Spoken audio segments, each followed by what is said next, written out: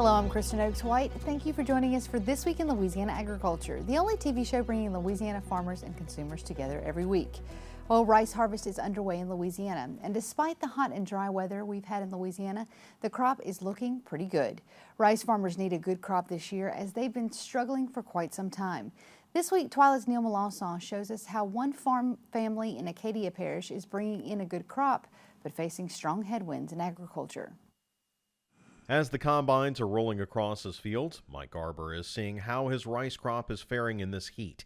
He says what he's seeing looks a little better than average, even though this area went almost 2 months without rain. We've got good ground conditions for harvest right now. We've got, good weather conditions really, other than the excessive heat is still a little bit of a concern for, overall grain quality, milling quality, but we won't know what that looks like for at least another couple of weeks, till we can dry the rice and stabilize it. The rice markets are down a bit from last year, while costs have improved slightly or remained the same, according to Farm Bureau rice marketing specialist Mark Tall. Well, last year we started out at $27 a barrel, so we're definitely $1 less than we were last year. But we also had a difference in the amount of rice being planted in 22-23 crop season versus 23-24. Like this road, the weather has divided Garber Farms, which also grows beans and sweet potatoes. Without more timely rains, soybean yields will likely take a hit, Garber said. It was a pretty good start this spring.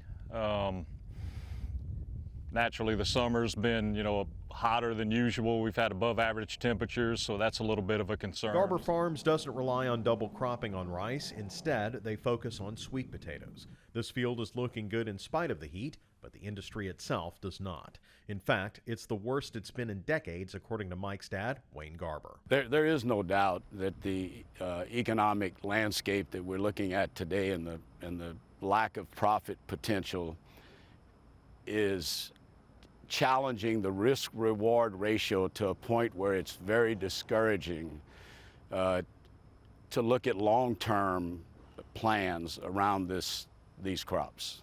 Still, the Garbers are determined to keep on farming. Mike says they'll keep their rotation alive as long as possible.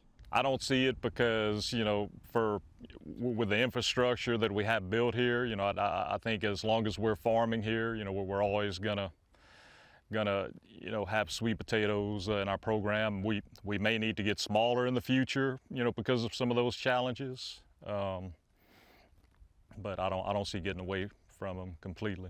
In Acadia Parish, ripe rice fields like this one are a natural sight, but so at one time were sweet potatoes, and they're down statewide from 25,000 acres to 5,000 in the last 10 years. Rice is losing ground too, and part of that is the cost of transportation. Now, if rice and sweet potatoes and other crops disappear from these fields, they'll still be at the grocery store, but that cost of transportation and other costs will be passed on to you. Reporting from Acadia Parish, I'm Neil Melancon.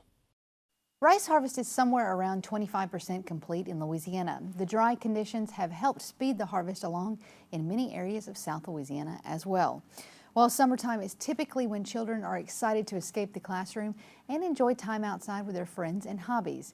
However, that doesn't mean the learning has to stop. This week, TWILA's Karl Wiggers takes us to St. Helena Parish, where folks are getting hands-on with agriculture. Did you know that all these animals were in Louisiana? No. I never knew it was in Louisiana. Or did I say it right? I don't know. Riley Trout is learning a lot today at the St. Helena Ag Day. I learned a lot of animals and foots of animals. Well, those are important to learn. Nicholas Muse is an assistant area agent for the Southern University Ag Center.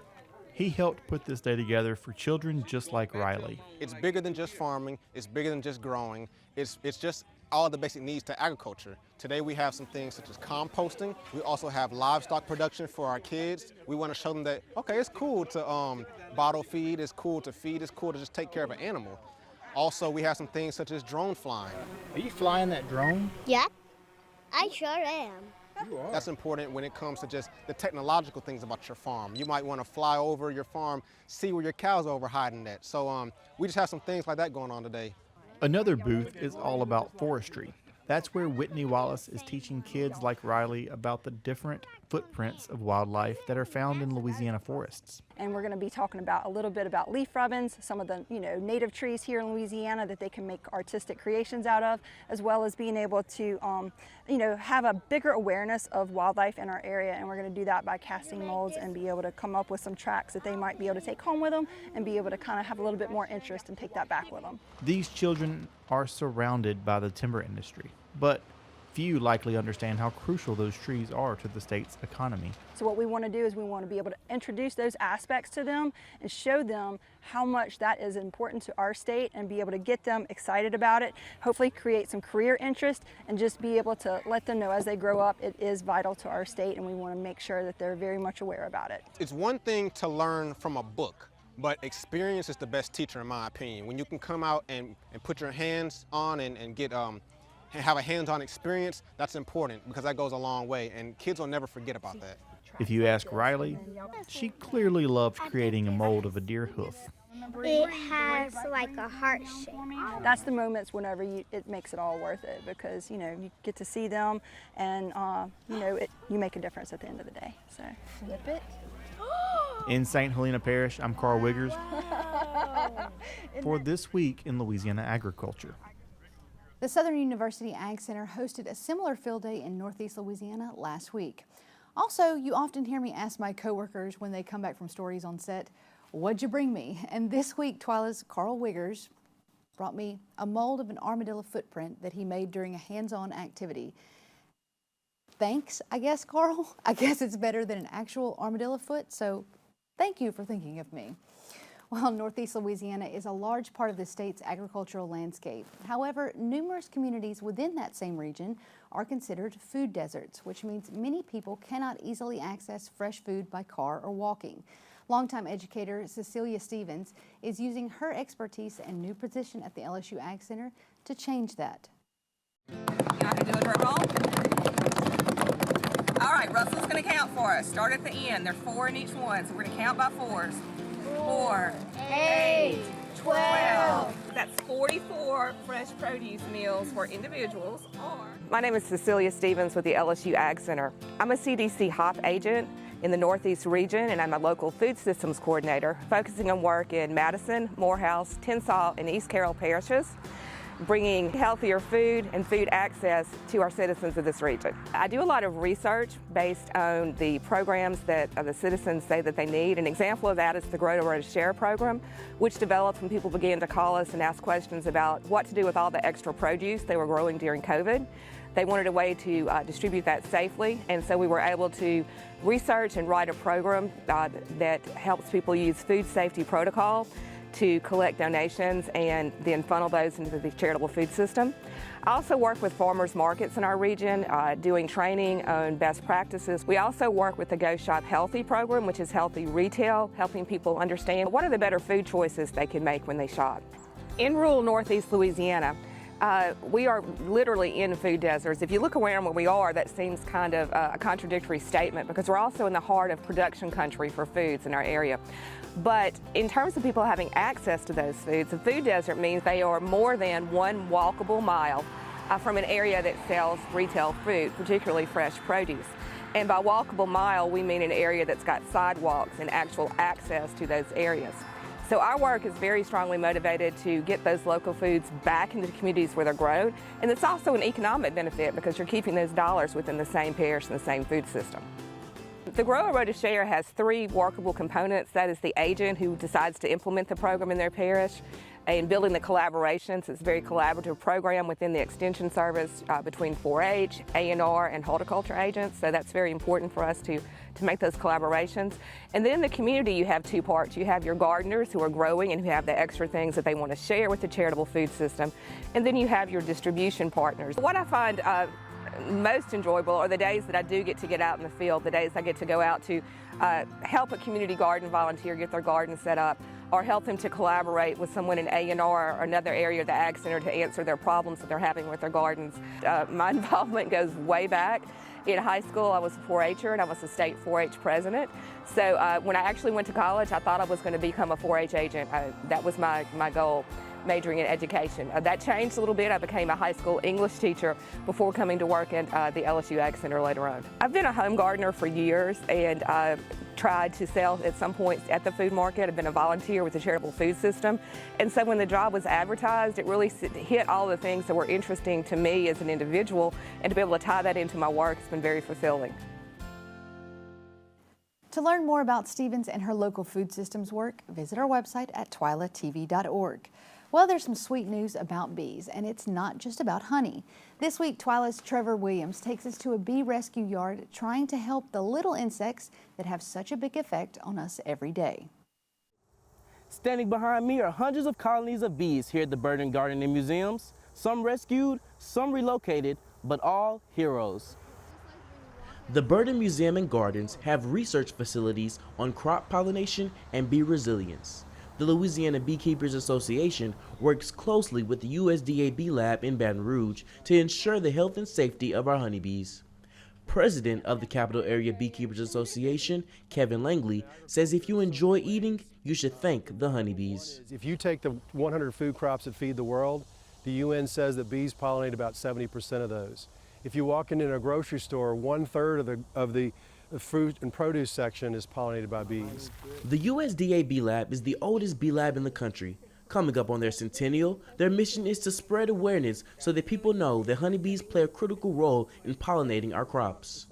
Research molecular biologist Kate Eiley says that bees are vital to food production. Honeybees provide pollination services to a lot of different farmers. Some farmers keep, small numbers of colonies for themselves, but a lot of them, either lease land or let beekeepers put their hives, or pay for the beekeepers to put their hives in their land to increase the crop yield, increase the quality of their crops. Warren Hogue raises bees himself. He says Farm Bureau is interested in raising the next generation of beekeepers. We need a lot more beekeepers to produce our own honey here, instead of bringing it in, and we don't know whether or not it's adulterated or what they use in their beekeeping practices. We need a lot more beekeepers. Just like Farm Bureau works together to raise up new beekeepers, honeybees work together to take care of their queen, themselves, and their environment. Jennifer Brown, who is a former president of a local Louisiana Beekeepers Association, thinks that humans can learn a lot from our little honeybee friends. They work, they have a time for play, they have a time for rest, but the biggest thing I think is the biggest take home is they all work for the good of the whole. And if our society would start looking at their behavior or their relationships with each other to be beneficial to the good of the whole, then I think we could learn a lot from them. In Baton Rouge, Louisiana, I'm Trevor Williams for This Week in Louisiana Agriculture. Now, if you'd like to learn more about honeybees or beekeeping, you can find a link on our website at twilatv.org for more information. Still to come on TWILA, what does it take to master a craft? There's a program to become a master farmer. We tell you about that after the break. Stay with us.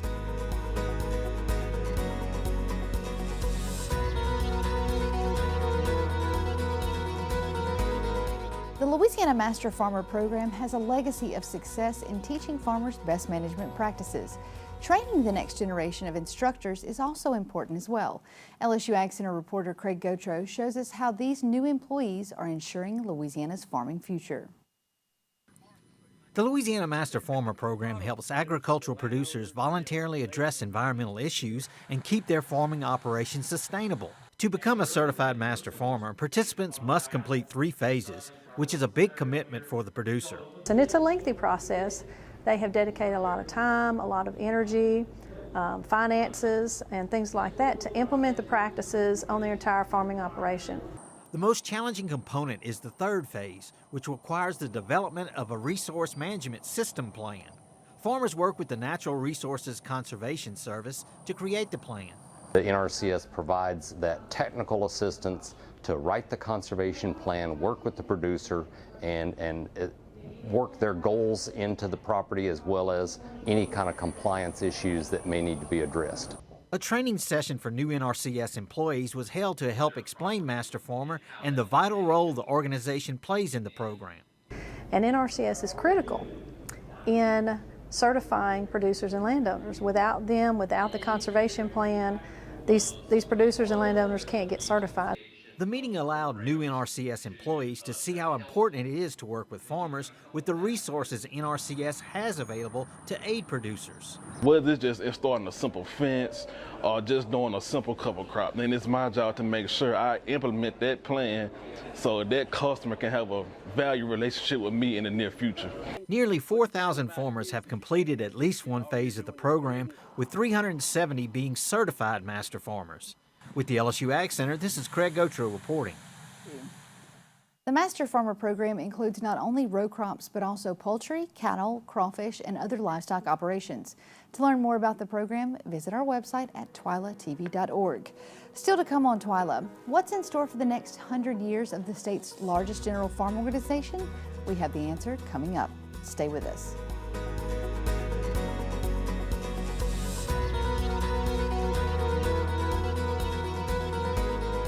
Last year, the Louisiana Farm Bureau Federation celebrated 100 years of serving Louisiana's farmers and ranchers. But after a century of service, what's in store for the future of the organization? In this week's TWILA Boost, we show you how Louisiana Farm Bureau will continue to move forward as the voice of Louisiana agriculture for the next 100 years.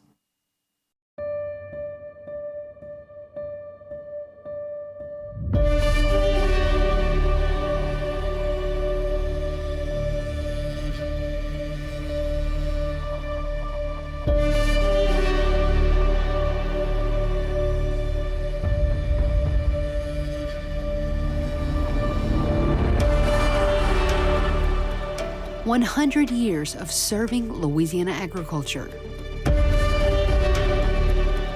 100 years of shaping policy and advocating for issues that impact Louisiana's farmers, ranchers, and rural communities. 100 years of sharing the stories of how food and fiber is grown in Louisiana. 100 years of helping farm families through disasters. 100 years of growing the next generation of ag leaders on the farm and in the classroom. 100 years of serving as the unified voice for Louisiana agriculture." Farm Bureau has been vital for us, and not only for us, but for everybody involved in agriculture. To be able to stay on farm and do what we need to do day to day, and knowing that there's somebody else out there that's pushing for us and fighting for us. You know, occasionally we get called in to, be that voice that this is our problem and this is what we need. But for the most part, Farm Bureau as a whole is there for us doing that. Farm Bureau helps me to be more aware of policy, of things that will affect my farm and farming operation in the future. You know, it's a good feeling knowing that you have that backbone that's always there helping, especially with the lobbying and different bills and policies in government. They definitely do a good job of providing that support. Farm Bureau helps us in our operation because they're always there if we need anything. And having that total transparency, as well as somebody to actually talk to that will listen to the issues, has always been a great thing from Louisiana Farm Bureau. I'm a Farm Bureau member because Farm Bureau cares about the farmers. They basically advocate for us whenever we have troubles, and they advocate for us when things are going good. Farm Bureau is always in the front to help protect farmers, period. I think the single best aspect of being a Farm Bureau member is just the relationships that you build, the ability to network and communicate with others around us.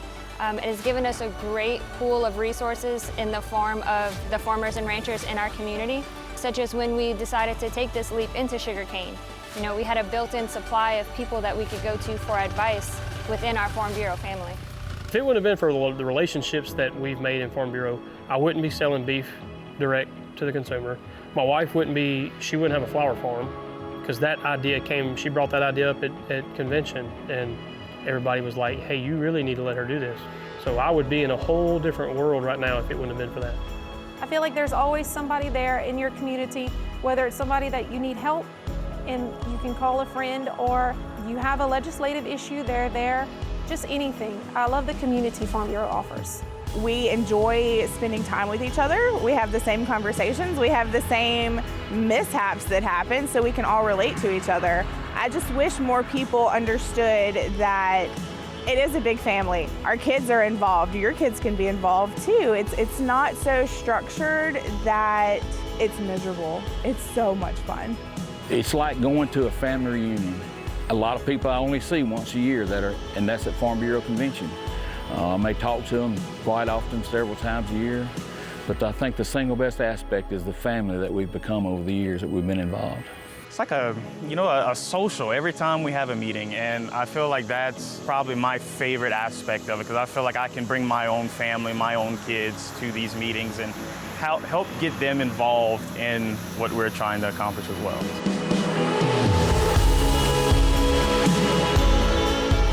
Growing, helping, shaping, serving. These are a part of the fabric of our organization. But the future beckons. The challenge looms large. Where do we go from here? How do we embrace the future and honor the past? This is the challenge for the future of Farm Bureau. When I think of the next 100 years of Farm Bureau, I hope to see the same thing we've got now, except better.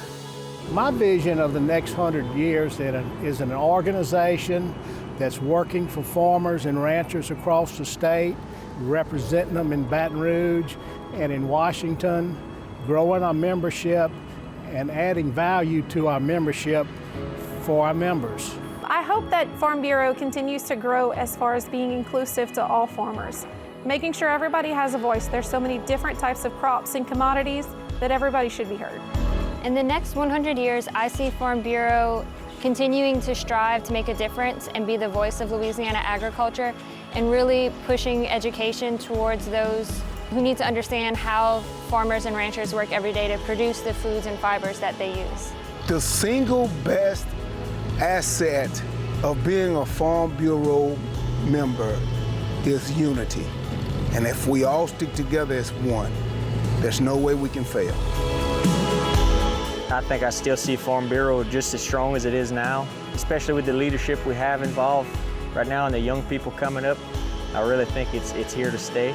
I still see that they're going to be the voice of farmers and ranchers across the country in years and years to come. The next 100 years of Louisiana Farm Bureau begins now.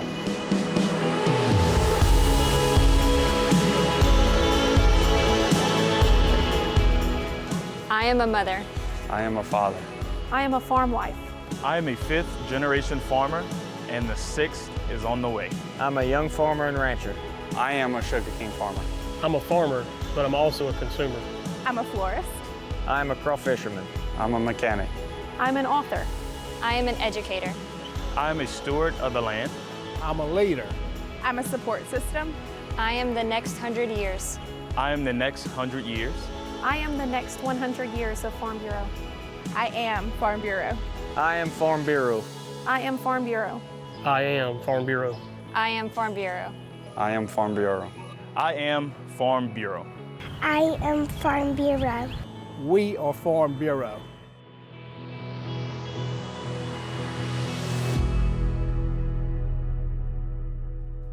That does it for this edition of TWILA. Be sure to join us next week when we'll show you how people who lived in Louisiana 13,000 years ago depended on agriculture to survive. Until then, you can watch all of our stories online at twilatv.org, and be sure to like us on Facebook, follow us on Twitter and Instagram. You can also find all of these stories and more on our YouTube channel, and be sure to subscribe and turn on the notifications so you know exactly when we put out new content. For all of us here at TWILA, thank you for joining us. We hope to see you again right here next week.